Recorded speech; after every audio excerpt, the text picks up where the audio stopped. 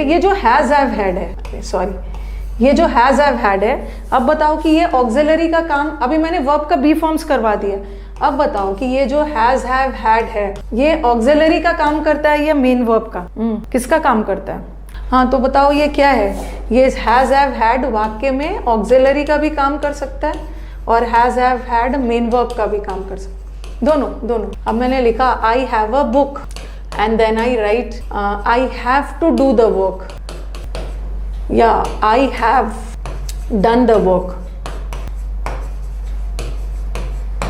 I have lunch at 2 PM। चलो जल्दी से बताओ क्या है? यहाँ का have है, यहाँ have है, यहाँ भी have। I have a book, मेरे पास एक किताब है, ठीक है, मेरे पास एक किताब है, तो ये बुक तो नाउन है, बुक नाउन है, ठीक है। आई हैव अ बुक तो एक ही वर्ब है, यहाँ पे एक ही वर्ब है, मतलब यहाँ का हैव मेन वर्ब है। I have to do the work, ये टू डू वर्ब नहीं है, ये टू डू मैं आपको बताऊंगी इन्फिनिटिव है। इन्फिनिटिव होता तो वर्ब है बट काम करता है नाउन का, तो ये टू डू को वर्ब मत मानना। यहाँ एक ही वर्ब है, ये है हैव, यहाँ भी मेन वर्ब है। I have done the work, यहाँ तो डन मेन वर्ब हो गया और हैव ऑक्सिलरी हो गया, तो हैव ऑक्सिलरी भी हो सकता है, मेन भी। लंच तो नाउन है और एक ही वर्ब है, इसका मतलब है मेन वर्ब, मेन वर्ब। तो has have had can act as a main verb also, it can act as an auxiliary also, दोनों का काम कर सकता है, दोनों का, ऑक्सिलरी और मेन वर्ब दोनों का, ठीक है। जैसे अभी मैंने आपको इज एम आर बताया ना, इज एम आर ऑक्सिलरी भी होता है, मेन भी होता है, उसी तरह has have had main verb का भी काम कर सकता है, ऑक्सिलरी का भी काम कर सकता है, ठीक है। ये भी हो गया।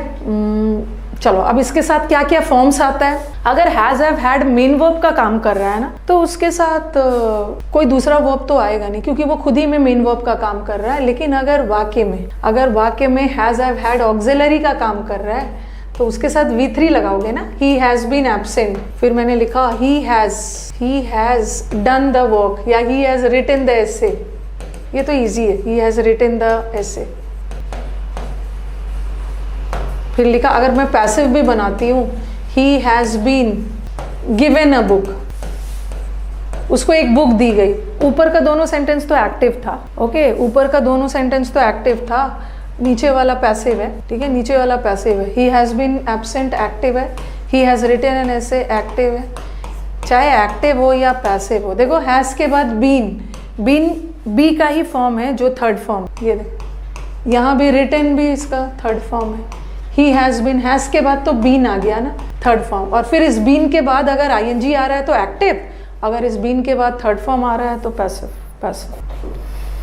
ठीक है। He has been given a book, उसको एक बुक दी गई, सॉरी यहाँ गलत कर दिया, उसको एक बुक दी गई है, पैसिव होगा, सॉरी मैंने गलती से एक्टिव लिख दिया था। ऊपर वाला सेंटेंस दोनों एक्टिव था, नीचे वाला पैसिव, क्योंकि आपको पता है ना हैज के बाद V3 आ गया तो एक्टिव होगा, और हैज के बाद बीन लगा के V3 आ गया, पैसिव होगा। पैसिव, हाँ करेक्ट कर दिया मैंने, गलती से लिख दिया था, ओके, ये भी हो गया।